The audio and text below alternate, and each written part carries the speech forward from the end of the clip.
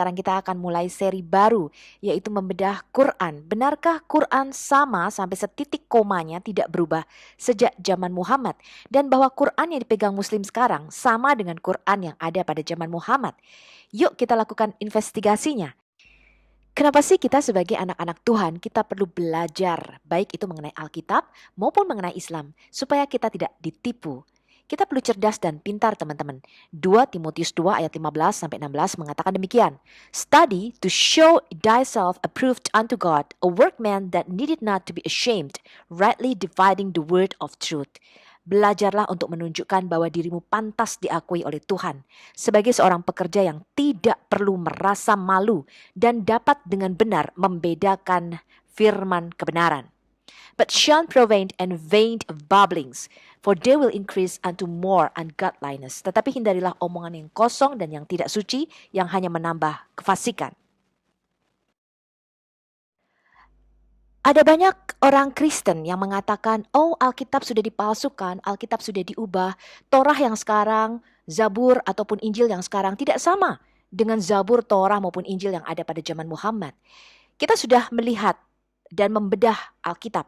Sekarang kita akan membedah klaim Quran. Apakah Quran yang ada sekarang ini terjaga, terpelihara, sama seperti pada zaman Muhammad dan bahwa Quran adalah firman daripada Tuhan yang sejati?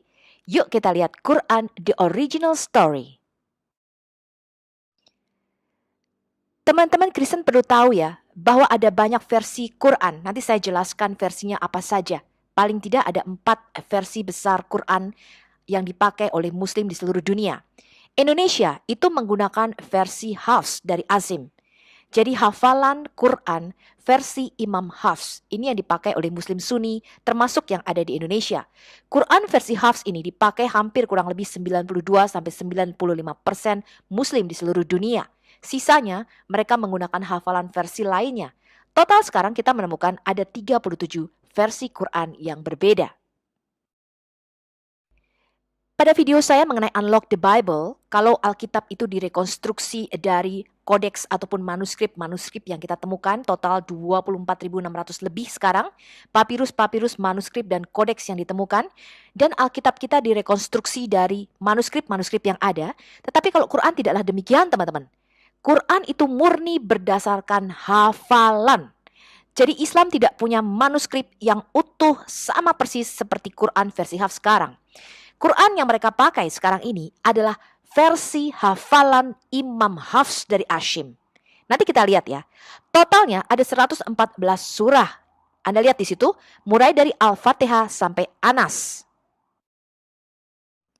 Ini saya berikan contohnya bagi teman-teman yang belum pernah membaca Quran. Anda lihat di situ, ini Quran surah 31 sampai Quran surah 60. Ini Quran surah 61 sampai Quran surah 90. Dan ini Quran surah 91 sampai 114 yaitu surah Anas yang terakhir. Jadi inilah yang dipakai Sunni sekarang. Saya tidak bicara Syiah dulu ya, saya hanya bicara Sunni, mayoritas yang ada di Indonesia. Jadi orang Kristen harus tahu ya bahwa Quran saja itu tidak cukup bagi umat Muslim. Sekalipun klaim Quran mengatakan menjelaskan dengan detail dan jelas, ternyata jauh dari jelas. Mereka tidak dapat mengetahui dengan jelas ayat-ayat di dalam Quran tanpa kitab hadits maupun asbabul nuzul. Asbabul nuzul itu adalah sebab-sebab turunnya ayat. Jadi berbeda dengan orang Kristen kitabnya. Kalau orang Kristen itu satu kitab ditulis selesai baru diedarkan kepada jemaat. Misalnya nih, kitab Matius itu ditulis antara Matius 1, Matius 28, selesai dulu. Satu kitab utuh baru diedarkan kepada jemaat. Kalau Quran nggak begitu teman-teman. Quran itu dicicil. Ya, atau turunnya berangsur-angsur, jadi 5 ayat, nanti 3 bulan lagi turun lagi 5 ayat, ya, nanti setahun lagi ayatnya bisa beda, ya. Kemudian ada yang dibatalkan dan ada yang digantikan. Jadi berbeda sekali dengan pewahyuan di dalam Alkitab kita. Alkitab kita tidak pernah diturunkan dengan cara ditartil begitu ya, atau diturunkan dengan cara dicicil, nggak pernah, ya. Misalnya kitab Kejadian yang ditulis oleh Musa itu selesai dulu, ya, baru kemudian disalin terus-menerus oleh orang Yahudi.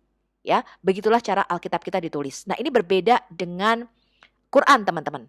Karena itu ayat-ayat tertentu kalau Anda baca misalnya itu tidak berhubungan satu sama lain. Misalnya ayat di atasnya kalau Anda baca surat Al-Baqarah aja, itu semua nama nabi masuk. ya. Jadi kalau mereka bicara mengenai Musa, tiba-tiba bicara mengenai Israel atau Yakub, ya nanti bicara mengenai Nabi Isa, balik lagi tuh bicara mengenai Musa. Jadi inilah cara Quran disusun, berbeda dengan Alkitab, ya. Karena itu mereka memerlukan yang namanya asbabul nuzul atau sebab-sebab turunnya ayat. Jadi mereka harus tahu ini ayat kira-kira latar belakangnya turunnya seperti apa. Baru mereka bisa mengerti ayat ini untuk apa. Selain itu teman-teman, mereka juga memerlukan yang namanya kitab hadits. Hadis ini adalah perkataan. Ya, hadis itu artinya the saying of Muhammad. Mereka harus mengikuti yang namanya sunnah Rasul. Jadi apapun yang Rasul Muhammad lakukan ataupun katakan, mereka harus mengikutinya. Cara Muhammad berpakaian dengan celana cingkrang, mereka harus mengikutinya. Muhammad masuk toilet dengan kaki kiri, keluar dengan kaki kanan, mereka harus mengikutinya. Ya, sampai sedetail itu mereka harus mengikuti yang namanya sunnah Rasul. Jadi mulai dari Muhammad bangun daripada tidurnya sampai Muhammad tidur lagi, mereka harus ikuti itu semua, teman-teman. Ya, itu namanya sunnah Rasul. Nah, teman-teman perlu tahu ada 6 kitab hadits yang sahih yang mereka pakai. Jadi kalau teman-teman ingin menunjukkan kepada muslim atau berdialog dengan muslim, teman-teman harus ambil dari 6 kitab ini. Yang pertama Anda bisa lihat di situ Sahih Bukhari. Ini disusun oleh Imam Bukhari, ya. Kemudian Sahih Muslim disusun oleh Muslim bin Al-Hajjaj, ya. Kedua kitab ini, baik Sahih Bukhari maupun Muslim, ini adalah yang paling sahih. Ya, jadi mereka tidak akan pernah bisa menyangkal apapun yang ditulis baik di Sahih Bukhari maupun Sahih Muslim. Kemudian di Sunan An-Nasai, ya, ini adalah hadis sahih selanjutnya. Sunan Abu Dawud, Jami' At-Tirmidzi, Sunan Ibnu Majah. Ya, kemudian ada kitab-kitab hadis lainnya tetapi tidak begitu resmi atau tidak begitu sahih seperti keenam kitab yang diakui ini. Ya, antara lain Muwatta Malik, Sunan Ad-Darimi dan sebagainya. Tetapi 6 kitab yang saya sebutkan tadi merupakan kitabul sitah, ya, atau yang kitab hadis resmi yang harus muslim terima. Sekarang kita lihat apa klaim muslim tentang Al-Quran, teman-teman. Quran itu diturunkan sekaligus di malam Lailatul Qadar. Jadi diturunkan dalam bentuk kitab, ya, dari Lauh Mahfuz. Kita lihat ini. Ini adalah Quran surah Al-Qadar. Quran surah 97 ayat 1 sampai 5. Sesungguhnya kami ini adalah Allah Subhanahu wa taala, telah menurunkannya dalam kurung Al-Quran pada malam Qadar. Dan tahukah kamu apakah malam kemuliaan itu? Malam kemuliaan itu lebih baik daripada 1000 bulan. Pada malam itu turun para malaikat dan ruh dalam kurung Jibril dengan izin Tuhannya untuk mengatur semua urusan. Sejahteralah dalam kurung malam itu sampai terbit fajar. Jadi kata yang di dalam kurung itu tidak ada di dalam Quran aslinya, teman-teman. Itu tambahan, ya. Menurut ayat ini, Quran itu diturunkan sekaligus pada malam Lailatul Qadar yang diperingati muslim sebagai Nuzulul Quran.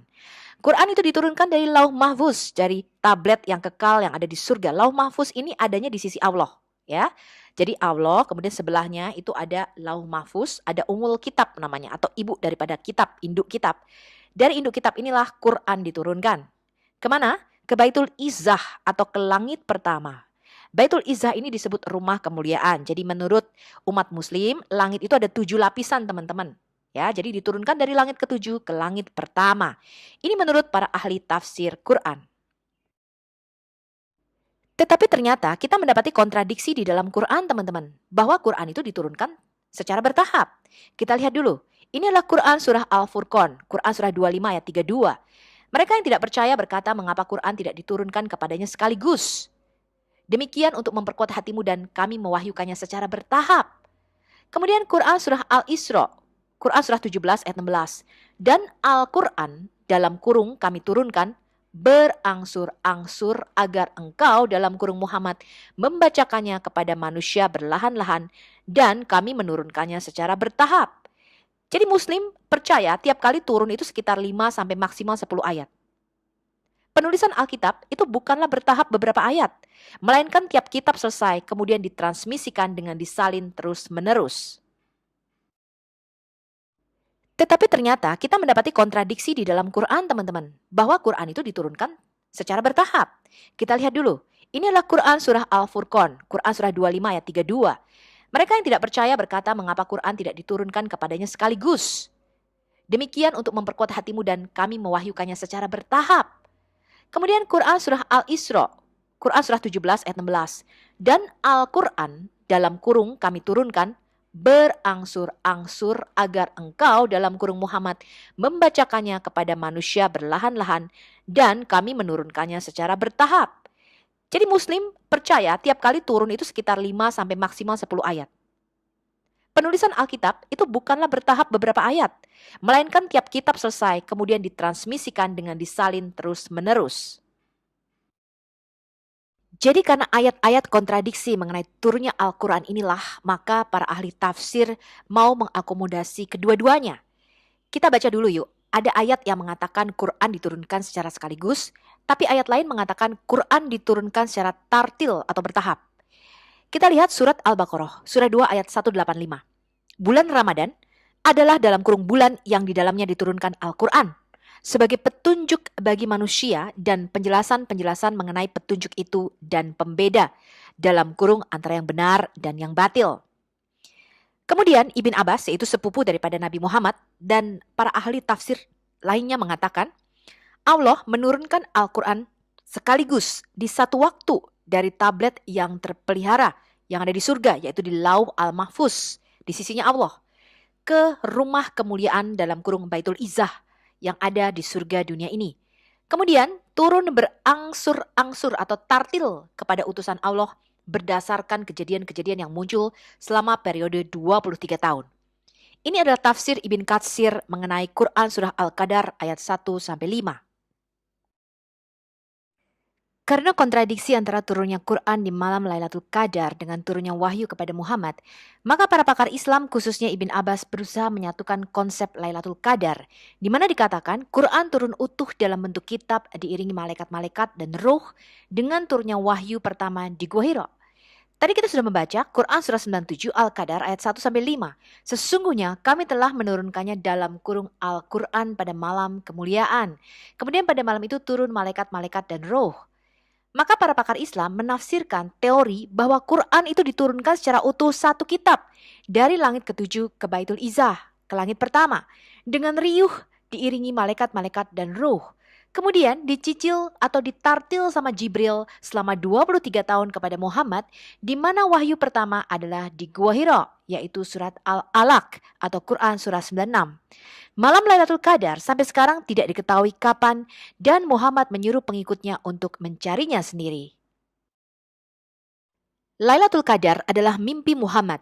Dalam riwayat Ibnu Abbas radhiyallahu anhu yang tadi sudah kita baca, beliau mengatakan Al-Quran dipisahkan dari Az-Zikir, dari Lauhul Mahfuz yang ada di surga, langit ketujuh.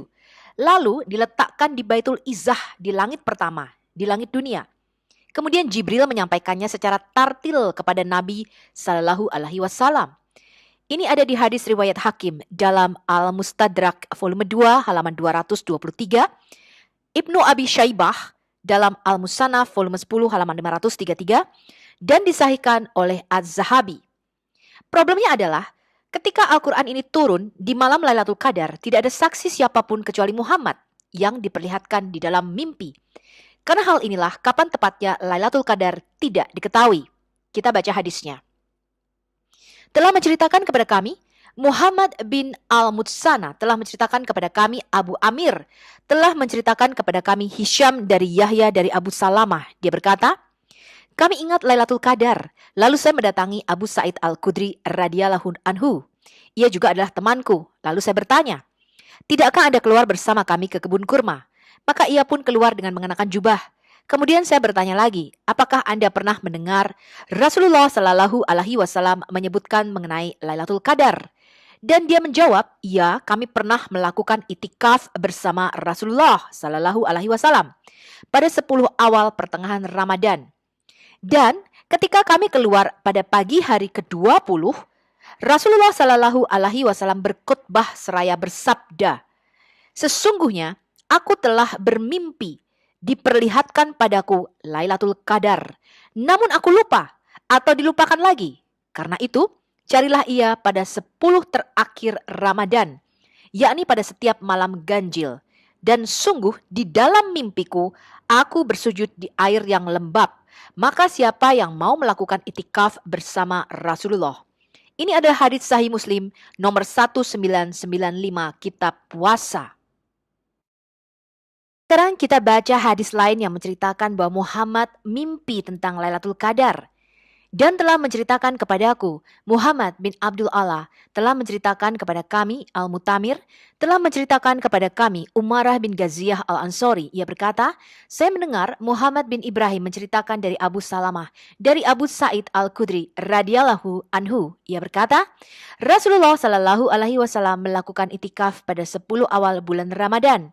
Kemudian dilanjutkannya pada 10 pertengahan dalam sebuah kubah kecil yang terbuat dari permadani dan pintunya ditutup dengan tikar. Lalu beliau ambil tikar itu dan diletakkannya di sudut kubah. Kemudian diulurkannya kepalanya seraya berujar memanggil orang banyak. Maka mendekatlah mereka pada beliau. Beliau bersabda, aku telah itikaf sejak 10 awal bulan untuk mendapatkan Lailatul Qadar. Kemudian 10 yang pertengahan. Kemudian dikatakan kepada aku bahwa Lailatul Qadar itu terdapat pada 10 akhir Ramadan. Karena itu siapa yang suka itikaf maka silahkan. Maka para sahabat pun ikut itikaf bersama-sama dengan beliau. Dan beliau juga bersabda, aku bermimpi melihat Lailatul Qadar di malam ganjil, yang pada pagi harinya aku sujud di tanah yang basah. Memang pagi-pagi malam ke-21 beliau sholat subuh. Sedangkan hari hujan, sehingga masjid tergenang air. Aku melihat tanah dan air. Setelah selesai sholat subuh, Nabi Shallallahu Alaihi Wasallam keluar, sedangkan di kening dan hidungnya ada tanah basah. Malam itu adalah malam ke-21 dari 10 yang akhir bulan Ramadan. Ini adalah hadits Sahih Muslim nomor 1994 Kitab Puasa. Anda juga bisa membacanya di dalam tafsir ibnukatsironline.com, tafsir surat Al-Qadar ayat 1-5 yang saya sudah berikan linknya di situ. Kita baca hadis penguat lainnya. Telah menceritakan kepada kami Abdullah bin Munir. Dia mendengar Harun bin Ismail. Telah menceritakan kepada kami Ali bin Al-Mubarak berkata, telah menceritakan kepada saya Yahya bin Abu Katsir berkata, aku mendengar Abu Salamah bin Abdurrahman berkata, aku pernah bertanya kepada Abu Sa'id Al-Khudri. Aku katakan, apakah kamu pernah mendengar Rasulullah Shallallahu Alaihi Wasallam memberitahukan tentang Lailatul Qadar? Dia menjawab, ya pernah. Kami pernah beritikaf bersama Rasulullah Shallallahu Alaihi Wasallam pada 10 malam pertengahan dari bulan Ramadan. Dia berkata, kemudian kami keluar pada pagi hari ke-20. Dia berkata, kemudian Rasulullah Shallallahu Alaihi Wasallam memberikan khutbah kepada kami pada pagi hari ke-20 dan berkata, sungguh aku diperlihatkan di dalam mimpi tentang Lailatul Qadar, namun aku dilupakan waktunya yang pasti. Maka carilah pada 10 malam-malam akhir dan pada malam yang ganjil. Sungguh aku melihat dalam mimpi bahwa aku sujud di atas tanah dan air dalam kurung yang becek. Oleh karena itu, siapa yang sudah beritikaf bersama Rasulullah Shallallahu Alaihi Wasallam, maka kembalilah beritikaf. Maka orang-orang kembali ke masjid. Dan saat itu tidaklah kami melihat awan yang tipis sekalipun di langit hingga kemudian tiba-tiba datang awan yang banyak lalu hujan turun. Kemudian sholat didirikan. Rasulullah Shallallahu Alaihi Wasallam sujud di atas tanah yang becek dan air hingga aku melihat sisa-sisa tanah pada ujung hidung dan dahi beliau. Ini adalah hadis Sahih Al-Bukhari nomor 1895 Kitab Itikaf. Dan Anda juga bisa membacanya di dalam hadis Sahih Al-Bukhari nomor 771 Kitab Adzan.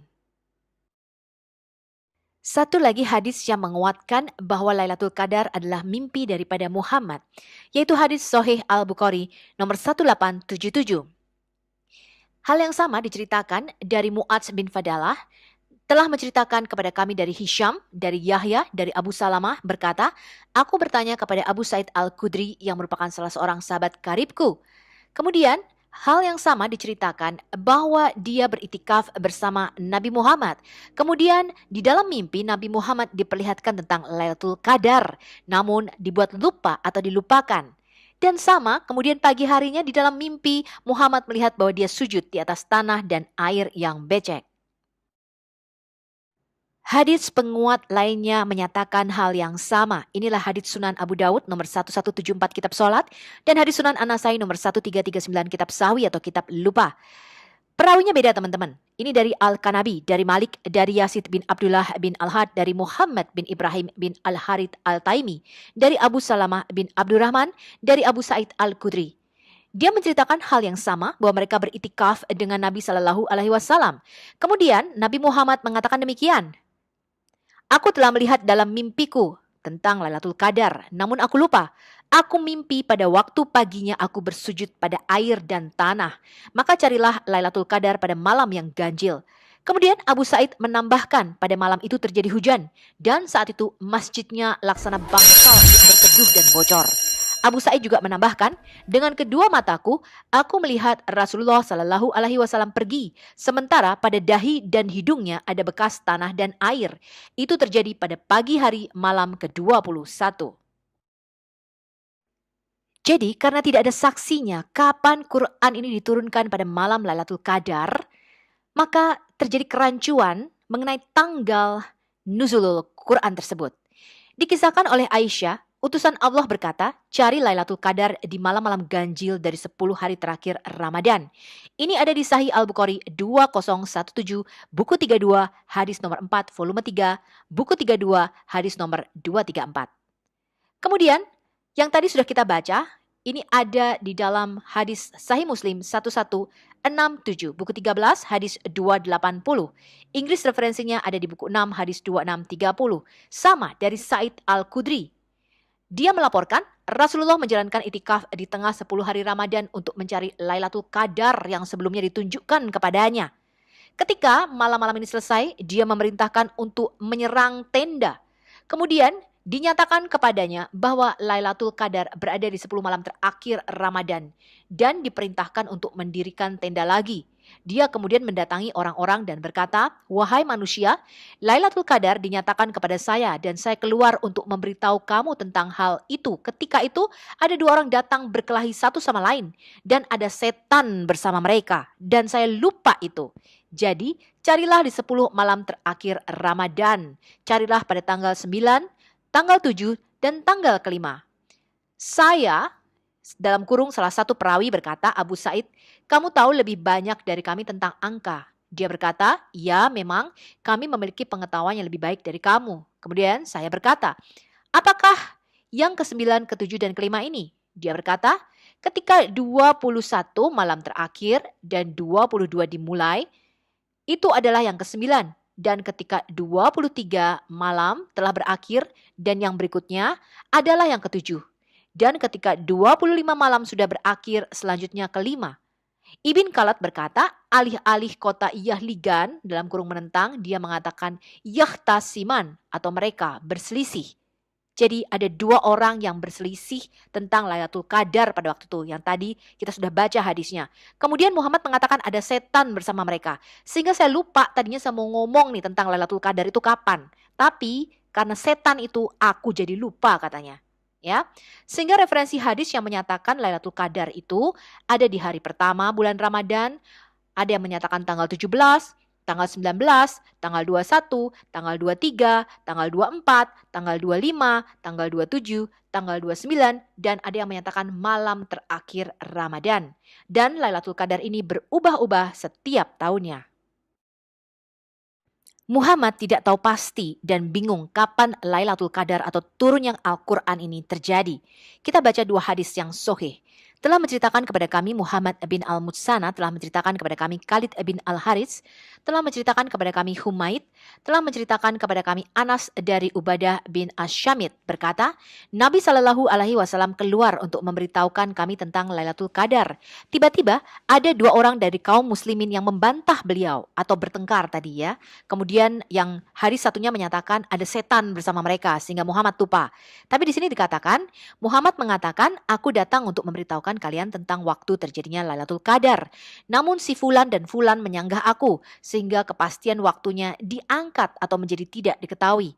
Namun semoga kejadian ini menjadi kebaikan buat kalian. Maka carilah pada malam yang ke-9, ke-7, dan ke-5 atau pada 10 malam akhir dari Ramadan. Ini adalah hadis Sahih Al-Bukhari 1883 kitab Salat Tarawih. Hadis lainnya adalah Sunan Abu Dawud nomor 1171 kitab Salat.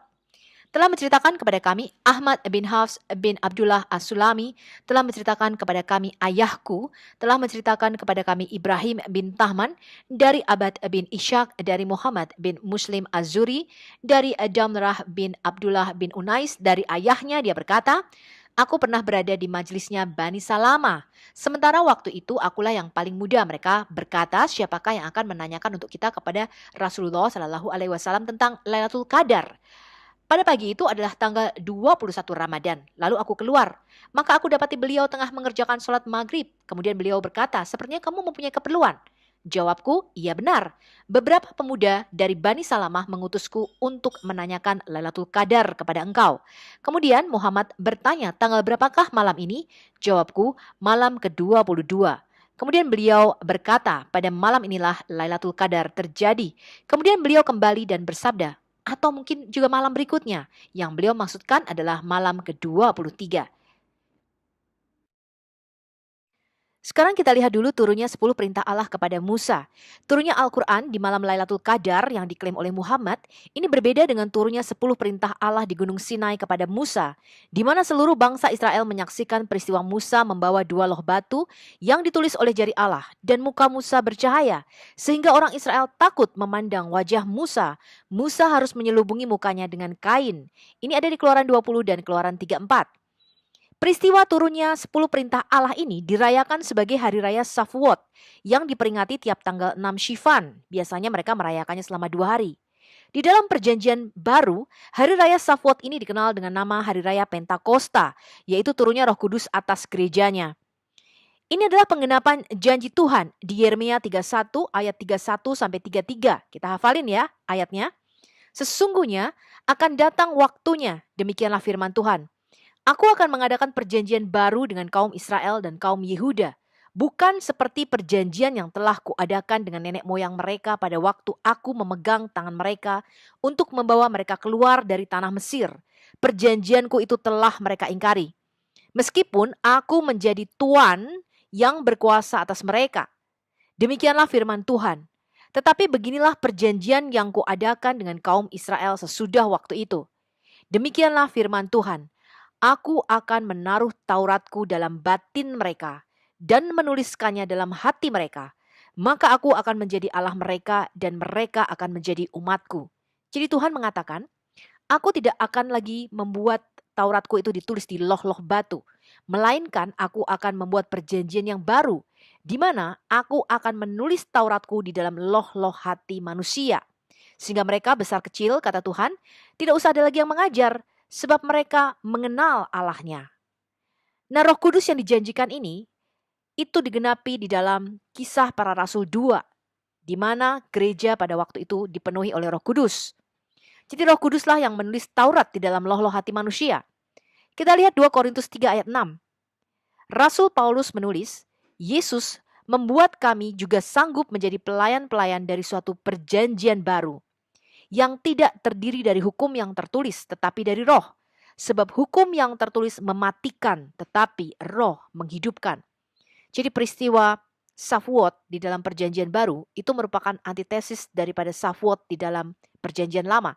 Kalau kita membacanya lebih rinci, ketika 10 perintah Allah ini turun, pada waktu itu Musa turun dari gunung, dan Harun membuat anak lembu emas, ya, dari emas yang dikumpulkan oleh bangsa Israel, dan mereka menyembah anak lembu emas itu, yaitu berupa Dewi Hathor. Kemudian Musa marah memecahkan 2 loh batu itu.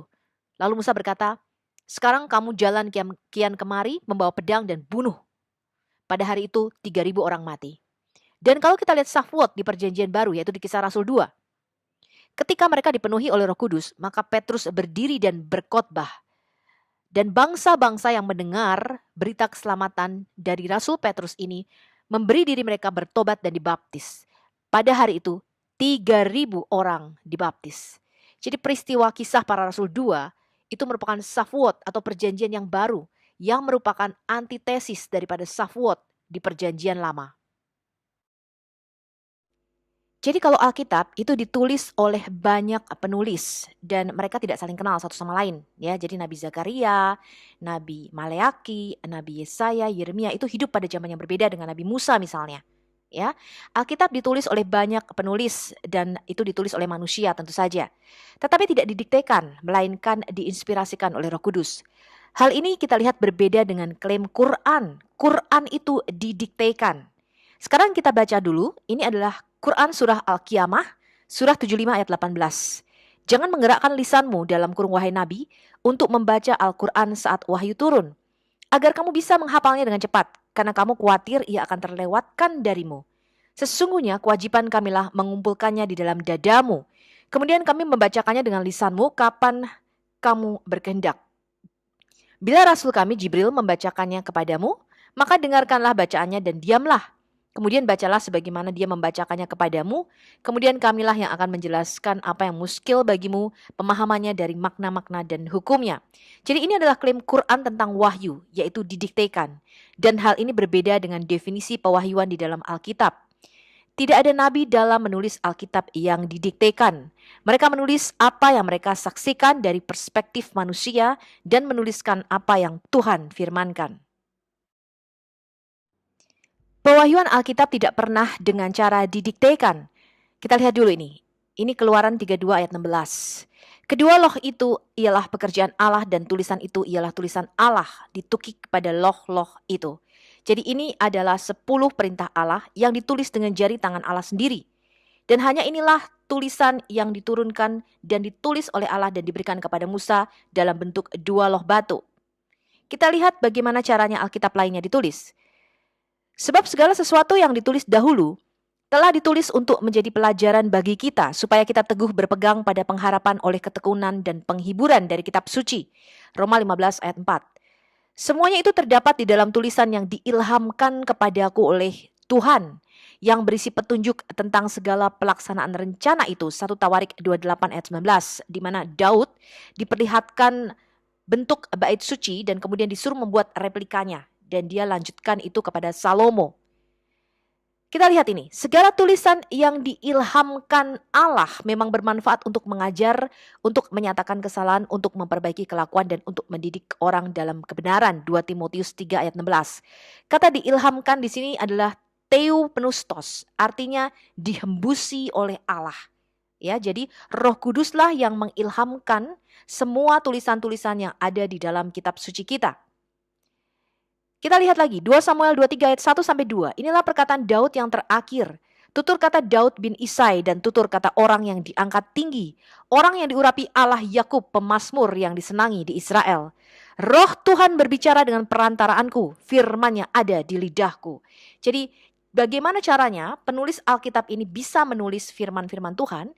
Dengan cara theopneustos, artinya Roh Kuduslah yang mengilhamkan atau menghembusi dan menguasai para penulis Alkitab ini sehingga bisa mereka menuliskan sesuai dengan ilham Roh Kudus, tetapi bukan dengan cara didiktekan. Kalian pernah dengar gak sih istilahnya kalau orang hutang kemudian bayarnya nyicil, itu namanya bayarnya dientar-entil, ya, namanya bayarnya ditartil. Nah demikian juga dengan Quran. Quran itu diturunkan dengan cara dicicil alias dengan tartil. Kita baca nih Al-Furqan surah 25 ayat 32 sampai 33. Dan orang-orang kafir berkata, mengapa Al-Quran itu tidak diturunkan kepadanya sekaligus? Demikianlah agar kami memperteguh hatimu dalam kurung Muhammad dengannya. Dan kami membacakannya secara tartil. Dalam kurung berangsur-angsur, berlahan dan benar. Tiap mereka datang kepadamu membawa suatu permasalahan, kami selalu datangkan kepadamu kebenaran dan penafsiran yang sebaik-baiknya. Jadi tiap kali ada masalah, turunlah ayat. Tiap kali Muhammad butuh sesuatu, turunlah ayat. Begitu ya. Tetapi tidak demikian dengan Alkitab, teman-teman. Alkitab itu menuliskan peristiwa-peristiwa yang sudah terjadi. Jadi ada kejadiannya dulu, ya. Kemudian Tuhan berfirman, ya. Tapi kemudian ditulis atau dibukukan di dalam satu kitab yang selesai. Ya, baru kemudian disalin secara terus-menerus selama beberapa generasi, kira-kira 1.500 tahun disalinnya. Ya, sampai pada penemuan mesin cetak Gutenberg, ya, tahun 1450-an, berarti kira-kira Alkitab sudah disalin 3.500 tahun. Kemudian ada catatan-catatan tambahan di dalam Alkitab kita. Yes, ya, kita akui itu. Jadi kita tidak tabu terhadap catatan-catatan tambahan karena sudah disalin dari generasi ke generasi. Supaya generasi yang membacanya itu mengerti maksudnya apa. Ya, artinya apa? Jadi ada note di situ, ada footnote-nya, ada catatan kakinya. Dan itu tidak tabu di dalam Alkitab kita, wajar. Ya. Nah sekarang bayangkan Jibril itu harus bolak-balik dari langit pertama Baitul Izzah kepada Muhammad untuk mengambil ayat-ayat yang sesuai dengan kebutuhan Muhammad pada waktu itu. Apakah ini masuk akal? Bagaimana Quran merupakan firman yang kekal jika mengakomodasi kebutuhan Muhammad pada waktu tertentu? Hal ini tidak ada di dalam Alkitab kita. konsep pewahyuan seperti ini, teman-teman. Ya. Orang Kristen dan Muslim perlu tahu ya, bahwa susunan Quran yang sekarang dari Al-Fatihah sampai Anas, surat 1 sampai 114 itu tidak sama dengan susunan Quran sesuai turunnya wahyu. Kita lihat dulu nih, urutan Quran sesuai turunnya wahyu itu dibagi dua. Surat-surat Makkiyah yang turunnya di Mekah dan surat-surat Madaniyah yang turunnya di Madinah. Muslim percaya bahwa Quran ini turun antara periode tahun 609 Masehi sampai 632 Masehi. Surah dan ayat yang tergolong Makkiyah itu diturunkan dalam kurun waktu 12 tahun, 5 bulan, 13 hari. Hitungan ini dimulai sejak 17 Ramadan, jadi sejak Lailatul Qadar. Ya, mereka menyepakati tanggal 17 Ramadan. Walaupun tadi kita sudah melakukan investigasi, ternyata Lailatul Qadar itu tidak diketahui kapan. Ya, karena Muhammad lupa ya kapan harinya dan Muslim disuruh mencarinya sendiri. Ya, karena ini adalah merupakan mimpi daripada Muhammad. Atau tahun ke-41 dari kelahiran Nabi Muhammad SAW sampai 1 Rabiul Awal tahun ke-54 dari tahun kelahiran Muhammad. Umumnya, surah yang tergolong Makkiyah ini adalah pendek-pendek. Misalnya surah Anas, surah Al-Ikhlas, dan surah Al-Falaq. Selain itu, biasanya surah Makkiyah ini diawali dengan kalimat Ya ayuhan nas atau wahai manusia. Dan umumnya berhubungan dengan persoalan akidah. Sedangkan surat Madaniyah ini adalah ayat-ayat Al-Quran yang diturunkan kepada Rasulullah SAW di kota Madinah setelah peristiwa hijrah. Waktu turunnya ayat-ayat suci di kota tersebut yakni selama 9 tahun, 9 bulan, 9 hari. Waktu ini terhitung sejak Nabi hijrah ke Madinah sampai pada tanggal 9 Zulhijjah tahun 63 dari tahun kelahirannya. Jadi sampai Muhammad mati, ya. Umumnya surat Madaniyah memiliki ayat yang panjang-panjang. Selain itu, biasanya surah Madaniyah diawali dengan kalimat Ya ayyuhallazina amanu atau wahai orang-orang yang beriman. Kemudian saya mengambil ini versi Hafs ya, karena Quran itu punya banyak versi, ada 4 versi besarnya ya. Ada versi Hafs, versi Wars, versi Kalun, versi Duri ya, dan kemudian ada lagi versi-versi lainnya ya. Total sekarang kita menemukan kira-kira 37 versi Al-Quran berbahasa Arab. Tapi yang versi Hafs sekarang ini dipercaya ada 6.236 ayat, 114 surah, dan sekitar 323.000 huruf di dalam Al-Quran. Ya, jadi ayat hitungannya bisa beda-beda. Bagi teman-teman yang ingin tahu ciri-ciri surat Makkiyah itu mengandung ayat-ayat sajak atau sajadah bersajak. Jadi huruf akhirnya tuh biasanya sama ya. Jadi kadang-kadang Quran itu ayat-ayatnya tuh satu sama lain tuh nggak nyambung gitu ya. Nggak saling berhubungan. Yang penting huruf belakangnya sama. Jadi kayak kita berpuisi atau bersajak ya. Kemudian terdapat lafal atau kala 33 ayat. Ayat yang tidak baik diwakofkan atau berhenti dalam ngaji. Atau dijadikan permulaan baca tapi diwasolkan atau dilanjutkan dengan ayat sebelumnya dan sesudahnya di dalam tajwid. Nah ini adalah bagaimana cara mereka melafalkannya seperti dilakukan atau dinyanyikan di dalam pengajian ya. Kemudian di dalam surat-surat Makkiyah itu terdapat seruan kalimat Ya ayuhanasu yang artinya wahai manusia. Kemudian menceritakan kisah nabi-nabi dan umat-umat terdahulu kecuali surat Al-Baqarah, menceritakan kisah Nabi Adam dan iblis kecuali surat Al-Baqarah. Ya, ini adalah ciri-ciri umum surat Makkiyah. Ayat-ayatnya pendek-pendek dan surat-suratnya pendek-pendek. Lafalnya kuat dan keras. Kemudian mengandung seruan pokok-pokok iman kepada Allah, hari kiamat, dan menggambarkan keadaan surga dan neraka. Menyeru manusia berperilaku mulia dan berjalan lapang di atas jalan kebaikan. Mencela amal orang musyrik, yakni pertumpahan darah, memakan harta anak yatim, dan mengubur anak perempuan hidup-hidup. Kelihatannya surat-suratnya sangat bagus ya, isi-isi ayatnya. Nanti kita lihat. Kemudian ini adalah ciri-ciri surat Madaniyah, menjelaskan tentang hukuman-hukuman tindak pidana, faraid, hak-hak perdata, peraturan yang bersangkut paut dengan bidang keperdataan, kemasyarakatan, dan kenegaraan. Karena di dalam Madaniyah ini atau ketika Muhammad sudah hijrah, itu Muhammad sudah punya pasukan yang cukup kuat pada waktu itu dan sudah mulai memerintah secara politik, jadi punya kekuatan politik pada waktu itu.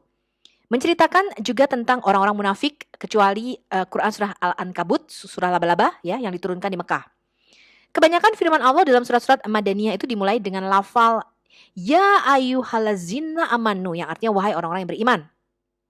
Ciri-ciri umum surat Madaniyah, suratnya panjang-panjang, sebagian ayat-ayatnya panjang-panjang, serta jelas menerangkan hukum dengan memakai uslub. Ya, cara atau metode tersendiri yang dipergunakan dalam bahasa Al-Quran dalam merangkai kata-kata serta pemilihan lafadznya yang terang. Kemudian menjelaskan keterangan-keterangan dan dalil-dalil yang menunjukkan kepada hakikat-hakikat keagamaan. Jadi Al-Baqarah itu ayatnya justru yang terakhir turun dipercaya ya.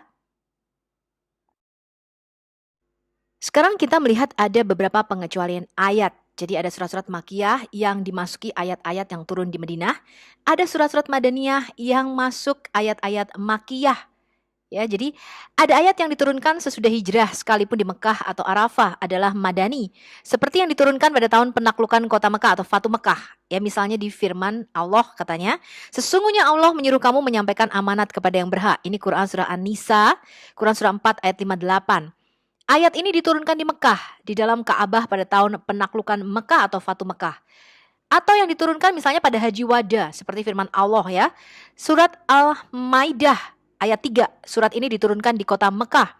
Namun tetap disebut surat Madaniyah karena turun setelah Rasulullah Shallallahu Alaihi Wasallam berhijrah. Jauh setelah Fatu Mekah ketika beliau melaksanakan Haji Wada atau Haji Perpisahan. Dikatakan ini di Al-Maidah ayat 3, pada hari ini telah kusempurnakan untuk kamu agamamu dan telah kucukupkan kepadamu nikmatku dan telah kuridhoi Islam itu jadi agama bagimu. Maka barang siapa terpaksa karena kelaparan tanpa sengaja berbuat dosa, sesungguhnya Allah Maha Pengampun lagi Maha Penyayang. Diriwayatkan dari Umar bin Khattab bahwasanya dia mengatakan kami tahu hari itu dan tempat wahyu tersebut turun kepada Nabi Shallallahu Alaihi Wasallam. Wahyu tersebut turun sementara Rasulullah sedang berdiri berkhotbah hari Jumat di Padang Arafah. Ini ada di Sahih Al-Bukhari nomor 45. Jadi ada ayat-ayat yang tercampur di dalam surah Makkiyah dan surah Madaniyah. Jadi susunannya itu nggak kronologi teman-teman. Ini yang kita dapatkan setelah kita menginvestigasi Islam dan Quran. Baik, tadi kita sudah belajar. Setelah kita menginvestigasi Islam dan Quran, ternyata suratnya campur aduk, berbaur, dan tidak secara kronologis disusunnya. Siapakah yang menyusun demikian? Kita tidak tahu, ya, karena para ulama mengatakan itu para sahabatnya. Tapi ada yang mengatakan, oh Muhammad memang menyuruh menempatkan ayat tersebut di surat ini, ayat tersebut di surat ini. Jadi tidak urut. Kita tadi menginvestigasi bahwa ada surat-surat Makkiyah, tapi ayat-ayatnya turun di Madinah.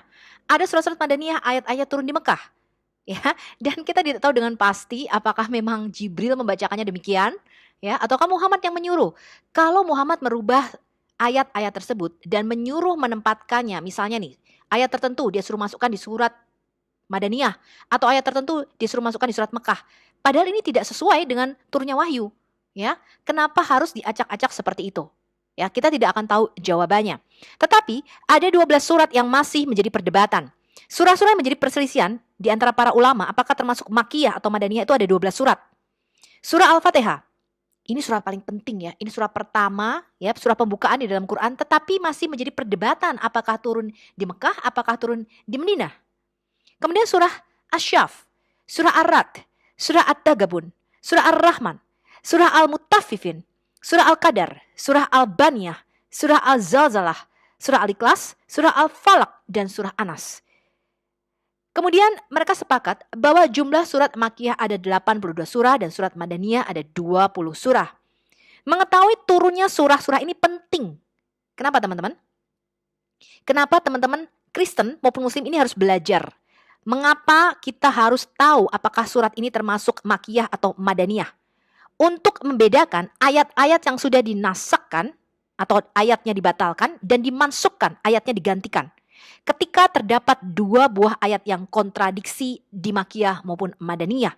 Jadi di dalam konsep Islam dan Quran, Allah mengatakan dia bisa membatalkan firman-Nya dan dia bisa menggantikan firman ini dengan firman yang baru, yang serupa ataupun yang lebih baik. Konsep ini disebut nasak dan mansuk, yaitu ayat-ayat yang dibatalkan dan digantikan. Karena dari konsep inilah kita penting untuk mengetahui surah mana yang turun duluan dan surah mana yang turun terakhir. Jika dua ayat tersebut kontradiksi, mereka akan pakai ya Quran yang ayatnya turun terakhir yang membatalkan turunnya ayat yang pertama atau lebih dahulu. Surah-surah Madaniyah itu lebih panjang-panjang dan terdapat dialog dengan ahli kitab Yahudi dan Kristen. Jadi teman-teman Kristen perlu tahu, di dalam konsep Islam dan Quran, ahli kitab ya atau ahlul kitab itu adalah orang Kristen dan Yahudi. Orang Muslim itu disebut ummiyim, tidak tahu kitab, ya. Karena Madinah itu tadinya adalah kota perdagangan Yahudi yang disebut kota Yatrib. Jadi kota Madinah itu dulu nama kunonya itu adalah kota Yatrib dan penduduknya di situ banyak sekali orang Yahudi. Anda bisa membaca ini semua dari sumber pustaka yang saya ambil. Al-Athar Daud, Ilmu Al-Quran, Bandung Pustaka Hidayah 1994. Al-Katan, Khalil Mana, Studi Ilmu Al-Quran Jakarta Halim Jaya 2007. Jalal Abdul, Ulumul Quran, Surabaya Dunia Ilmu tahun 2000. Hermawan Acep, Ulumul Quran Bandung, PT Remaja Rosda Karya 2013.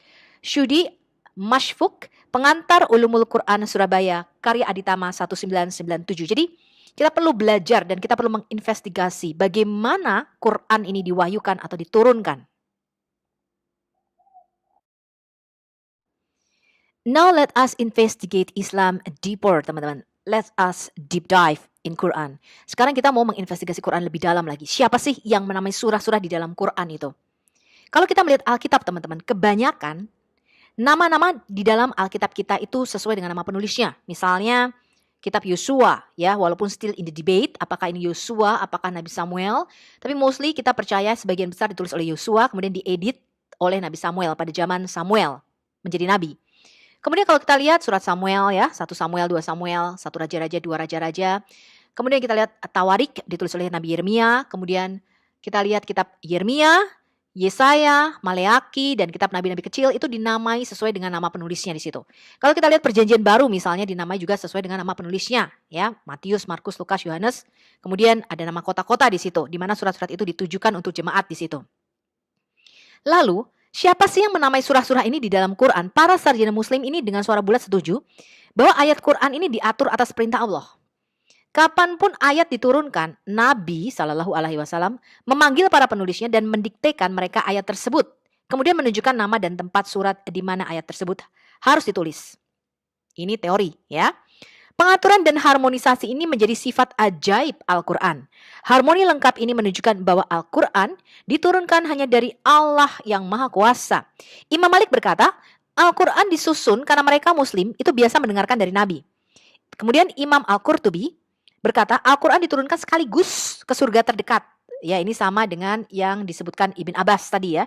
Diturunkan dari langit ketujuh ke Baitul Izzah, ya, ke langit pertama. Kemudian sebagian atau secara berangsur-angsur, secara tartil tadi, ya, diturunkan kepada Nabi SAW selama 23 tahun. Beberapa kali seluruh surah atau beberapa ayat diturunkan sebagai jawaban atas pertanyaan. Jadi kalau ada masalah baru turun ayat, ada masalah turun ayat, ya.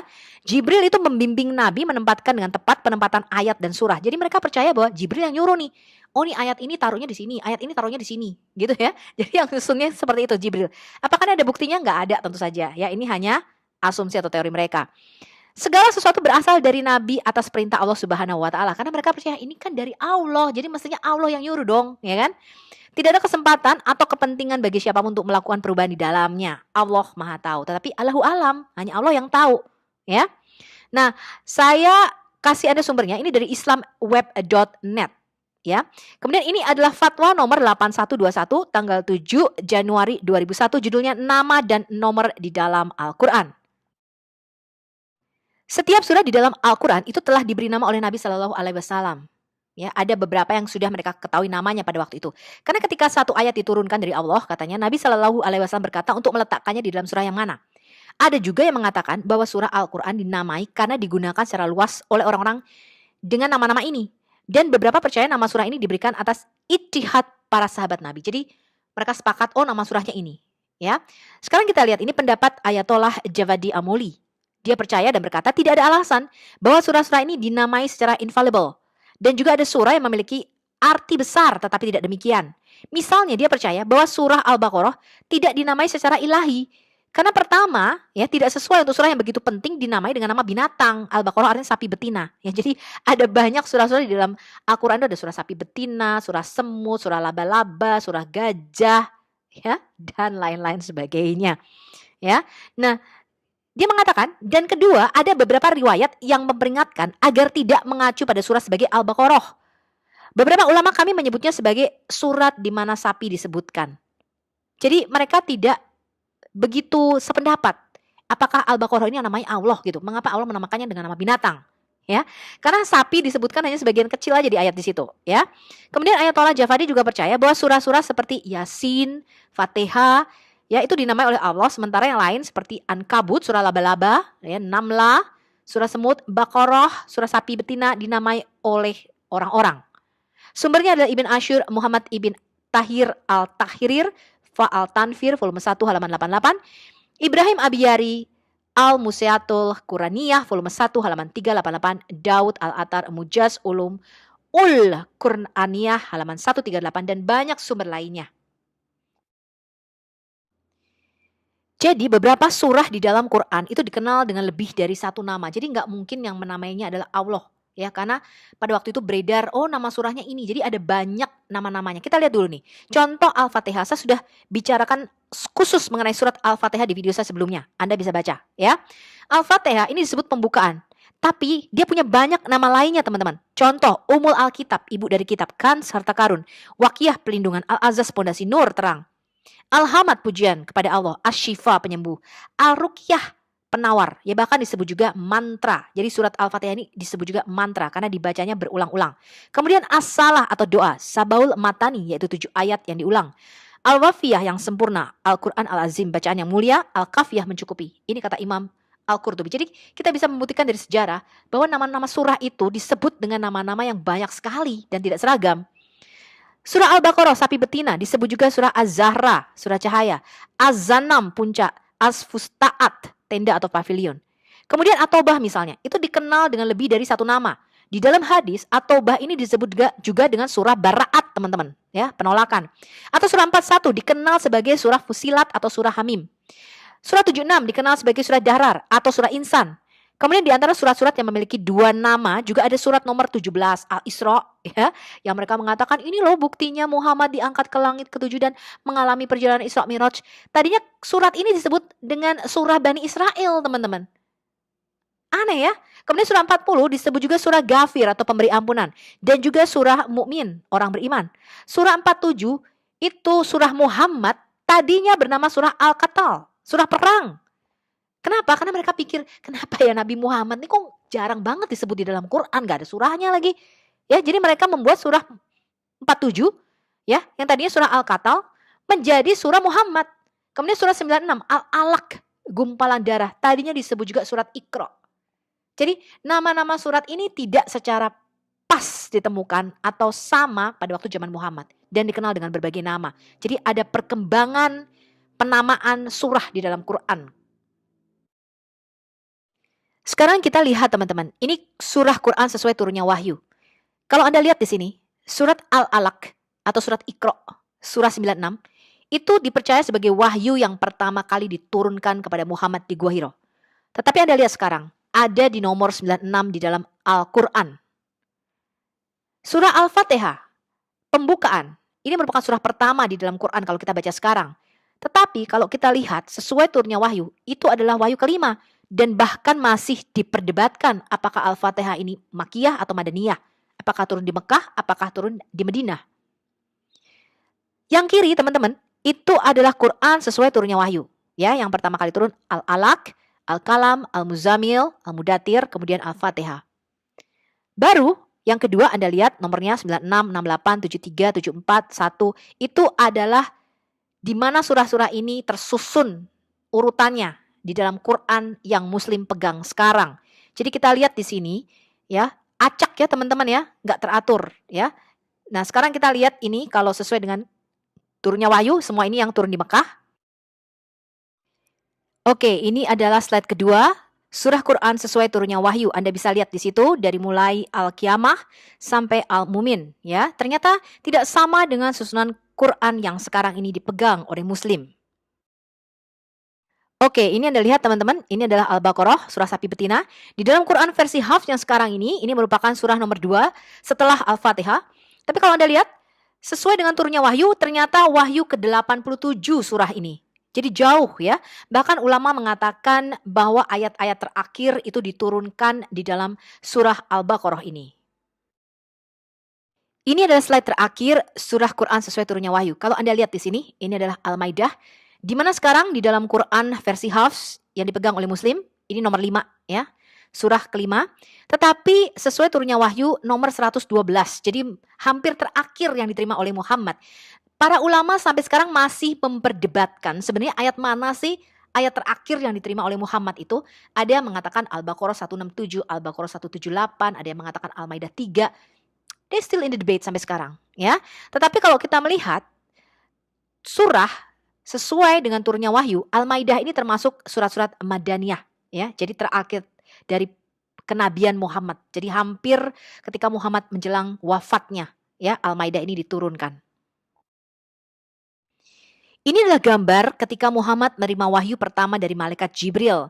Jadi Muslim menganggap Quran itu sebagai mujizat terpenting Muhammad, bukti kenabiannya dan puncak dari serangkaian pesan ilahi yang diungkapkan oleh malaikat Jibril dari tahun 609 sampai 632 Masehi. Gambar ini diambil dari manuskrip Jami al-Tawarik oleh Rashid al-Din Ahmadani tahun 1307. Periode Ikhanate, dinasti kedua Khan Mongol yang memerintah di Iran dari tahun 1256 hingga tahun 1335. Jadi kita akan menginvestigasi mujizat terbesar yang diterima oleh Muhammad ini. Are you ready? Orang-orang Kristen naif dan orang-orang Muslim yang naif, mereka berpikir bahwa Quran ini satu-satunya kitab yang terpelihara, diturunkan dari langit, kebayang gak sih? Ya, diturunkan dari Allah Subhanahu wa taala dari Laul Mahfuz ke mana tadi? Baitul Izzah, ke langit pertama. Tetapi Alkitab sudah dipalsukan karena Alkitab ini penuh dengan campur tangan sidik jari manusia. Bahkan ada teman-teman saya yang Kristen, mereka tidak mengerti kalau Alkitab ini yang nulis manusia, teman-teman. Mereka berpikir Alkitab ini diturunkan, kitab yang diturunkan kepada Musa ataupun Injil yang diturunkan kepada Isa. Jadi generasi sekarang harus cerdas ya teman-teman. Kita tidak boleh beriman buta. Kita harus tahu dengan pasti apa yang kita imani, teman-teman. Ya, jadi kalau Anda beli barang misalnya, Anda harus pastikan barang ini mereknya branded asli. Misalnya Anda beli LV, asli apa enggak nih? Apa Anda beli yang KW? Anda harus bisa bedakan ini teman-teman. Jangan kita menjadi bodoh dan tertipu. Tahun 2020 kemarin merupakan tahun-tahun yang sangat mendebarkan bagi umat Islam. Karena ternyata para ahli Islam sendiri mulai keluar, para ilmuwan ini, dan mereka mulai mempunyai pendapat bahwa Quran itu tidak sepenuhnya sempurna diturunkan, ya. Kita lihat ini ada Syabir Ali, Muhammad Hijab, Yasir Kadi. Kalau Anda mengikuti YouTube yang ada sekarang, Anda lihat ini, the standard narrative has holes in it. And this is the biggest lie in the history, the perfect preservation of the Quran. Jadi pada waktu itu Yashir Kadi ya diwawancara oleh Muhammad Hijab ya. Kemudian Yashir Kadi mengatakan Quran yang ada sekarang ini tidak benar-benar persis sama dengan pada waktu zaman Muhammad. Nanti kita lihat bukti-buktinya. Ya. Kemudian umat muslim syok dan kaget karena di dalam otak mereka menyatakan bahwa Quran di seluruh dunia ini satu dan sama sampai titik komanya, sampai suaranya tidak berubah. Mulai dari zaman Nabi Muhammad karena dihafal terus-menerus. Tetapi pada kenyataannya tidaklah demikian. Fakta itu memang menyakitkan teman-teman. Kita lihat, ini adalah perfect Quran preservation. Muslim selama ratusan tahun mengklaim Quran adalah kitab yang sempurna. Unchangeable, tidak berubah. Diturunkan langsung kepada Muhammad. Tidak berubah sampai titik komanya. Kemudian mereka mengklaim, Alkitab adalah kitab palsu karena ditulis oleh manusia. Benarkah klaim ini? Kita cek fakta kebenarannya. Dari mana muslim-muslim yang sekarang ini teman-teman mendapatkan idea ya bahwa Quran itu sama persis sejak zaman Muhammad, yaitu dari pandangan cendekiawan muslim modern. Tetapi pandangan ini berbeda dengan kalau kita lihat di dalam dokumen-dokumen Islam awal. Ini kita lihat pandangan cendekiawan muslim modern. Quran terpelihara hari ini dalam bentuk aslinya sama persis. Ini adalah kata Susan Hanif, ini seorang mualaf ya teman-teman ya. What everyone should know about Islam and Muslims. Dikatakan Holy Quran adalah satu-satunya wahyu ilahi yang tulisannya dalam sejarah manusia terpelihara sempurna, perfect, dalam bentuk aslinya sekarang ini, tidak berubah. Ya, ini kata Susan Hanif, American Muslim Convert, dia seorang mualaf dari Amerika. Hanya ada satu Quran, kata Fethullah Gulen. Teks Quran sangat bisa dipercaya, itu tidak dirubah, diedit, dirusak sejak diwahyukan. Semua Muslim hanya tahu satu versi Quran. Terpelihara sempurna sesuai dengan kata aslinya sejak Nabi mati dan wahyu terakhir. Fethullah Gulen, ulama paling berpengaruh di Turki. Tidak satupun huruf yang berubah. Wow, ini kata Yusuf Ali. Sangat baik terpelihara, baik di dalam memori atau ingatan, ataupun dalam tulisan. Bahwa teks Arabik yang kita punyai sekarang itu identik dengan apa yang diwahyukan kepada Nabi Muhammad. Tidak satupun huruf yang terkorupsi selama beberapa abad. Ini kata Abdullah Yusuf Ali, penerjemah Quran ke bahasa Inggris dari India. Quran tidak berubah selama 1300 tahun, klaim Syabir Ali. Kita mempunyai salinan dari Quran tahun 790 Masehi di Museum British Inggris. MF2165 ini adalah kodenya. Mail Codex. Nanti kita lihat manuskrip Mail ya. Itu 1300 tahun lalu dan kita bisa bandingkan dengan apa yang kita baca sekarang dan identik sama. Syabir Ali, imam dan pengkhotbah Muslim Kanada. Benarkah klaim daripada Syabir Ali ini? Nanti kita cari buktinya. Bahkan tidak satupun tashkil yang berubah. Quran hanya satu dan tidak ada satupun salinan yang bahkan tashkilnya berubah. Akan selalu ada sekte-sekte berbeda, tapi Quran yang sama akan dimiliki oleh semua sekte-sekte itu. Tidak ditemukan manuskrip yang berbeda, baik sekecil apapun perbedaannya. Maulvi Muhammad Ali, teolog Islam Pakistan. Nanti kita lihat, apakah zaman Muhammad sudah ada tashkil ini? Kapan tashkil ini ada teman-teman? Atau harokat, ya, A, I, U, E, O-nya atau huruf hidupnya. Kapan itu ada dan dimasukkan di dalam Quran? Apakah benar tidak satupun tashkil yang berubah? Sekarang kita lihat apa pendapat Yasir Kadi, seorang cendekiawan Muslim. Ini sekolah di luar negeri ya. Hanya ada satu versi Quran. Utsman menstandarkan salinan Quran dan dari sejak itu sampai sekarang tidak ada dua salinan yang berbeda, baik huruf maupun titiknya. Quran adalah kitab yang paling dijaga dan Allah menjaganya dari perubahan, pergeseran, salah salin karena Allah berkata dia sendiri yang akan menjaganya. Semua Quran huruf demi huruf, kata demi kata sama dengan Mushaf Utsmani. Tidak ada versi Quran, hanya ada satu. Nanti kita lakukan investigasi apakah Yasir Kadi merubah pernyataan ini. Tidak satu titik atau coretan pun berubah. Ini kita ambil dari The Essence of Faith in Islam, paperback Januari 1 tahun 2003 by Al-Hajj Ade Ajola. Quran terpelihara penuh dan tidak satu titik atau yod pun yang diubah atau hilang. Yod ini bicara mengenai huruf ya. Ini yang diklaim Muslim selama 1400 tahun sampai akhirnya dunia internet dan informasi bisa diakses oleh semua orang. Kesimpulan pendapat Muslim modern. Yang pertama, Muhammad menghafal Al-Quran dengan sempurna. Kedua, dia hanya mendiktekan Al-Quran kepada pengikutnya yang menghafalnya dan menuliskannya tanpa mengedit. Tiga, Muhammad memeriksa dan menyetujui apa yang tertulis. Hanya ada satu versi Al-Quran. Semua Al-Quran identik tanpa varian. Kemudian yang keempat, Al-Quran dipelihara dengan sempurna. Yang kelima, menurut Muslim, klaim ini bisa dibuktikan oleh sejarah. Yang terakhir, Al-Quran lebih unggul dari kitab suci lainnya di dalam pelestariannya atau pengawetannya. Dan karena di dalamnya ada pesan tentang Tuhan. Nanti kita akan buktikan semua pernyataan ini. Ini adalah klaim daripada Allah Subhanahu wa Ta'ala melalui mulut Muhammad yang ada di dalam Quran mengenai Quran preservation atau pemeliharaan penjagaan Quran. Tidak ada kesalahan Al-Quran adalah kitab suci terbaik tanpa ketidakkonsistenan. Ini adalah Quran surah 39 ayat 23. Jadi Quran itu tidak ada kontradiksi di dalamnya. Kemudian Quran ditulis dalam bahasa Arab tanpa kesalahan. Ini Quran surah 39 ayat 28. Itu bebas dari semua kontradiksi. Quran surah 4 ayat 82. Kemudian Al-Quran diberikan dalam bahasa Arab sehingga mudah dipahami. Dan buku induknya atau umul kitabnya itu ada di hadapan Allah. Di Lauh Mahfuz. Sangat luhur dan penuh hikmat. Ini klaim Quran surah 43 ayat 4. Kemudian Quran tidak berubah. Tidak ada yang bisa mengubah kata-kata Allah. Quran surah 18 ayat 27. Pertanyaan kita adalah buktikan. Dan dalam episode berikutnya kita akan membahas lebih dalam mengenai Quran ini. Nantikan seri berikutnya. Apa yang Muslim awam ketahui tentang Quran? Iman Islam itu tergantung pada kitabnya Quran dan pada nabinya Muhammad. Ini adalah klaim Islam. Yang pertama, Quran adalah kekal atau tidak diciptakan.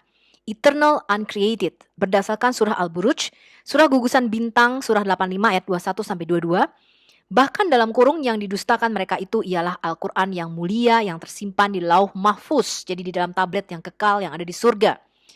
Jadi Quran atau firman Allah yang mereka percayai dalam bentuk buku atau kitab ini yang turun dalam malam nuzul Quran itu tidak diciptakan.